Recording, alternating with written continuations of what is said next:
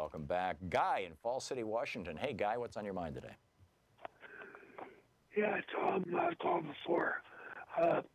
We were talking about the Trump thing and what he's doing. I think what's happening is we have a corporate media. Now, they are a smokescreen. Trump is a smokescreen for what the 115th Congress has bills they've been passing, which is handing America over to big multinational corporations.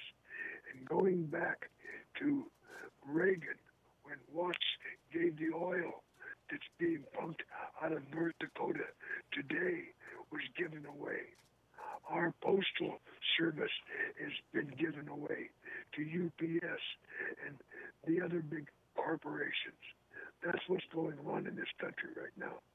Yeah, there's a major push for privatization, and the oil industry has way too much power. And yeah, I agree with you. There's, how would you say it? We have some serious problems here. And I would say that Trump isn't just a smokescreen for Congress, for what Congress is doing. Trump is a smokescreen, or Trump's whole, hey, let's tweet about Al Franken, for example.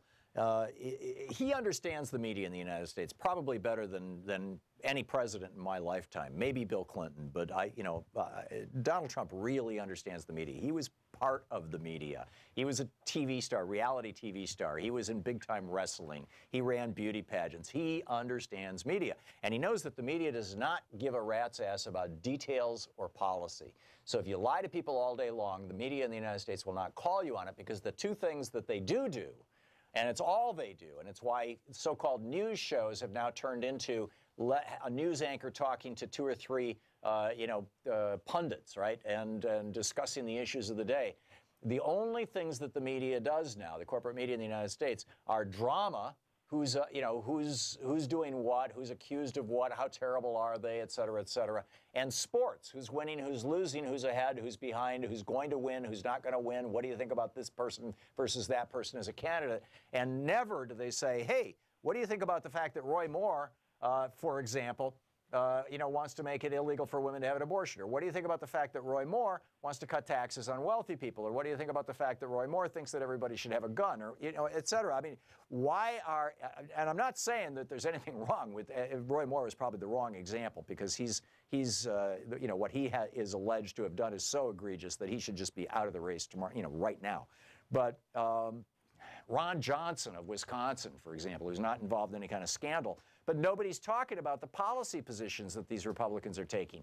People like Johnson or Tom Tillis or Cory Gardner or whatever. And Trump is providing a very comfortable, very convenient, very friendly smokescreen for all of them. And what's going on in Congress. And only occasionally does it bleed through. You see a headline in the New York Times or the Washington Post that the Republican tax plan is not good for working people. It screws everybody who's making, basically less than $1 million a year. And, but that's about as close as you can get to actual news. You won't find it. You won't find very much of it anyway on television. So yeah, Guy, spot on. Good point and well made. Guy, thanks for watching Free Speech TV. We'll be right back.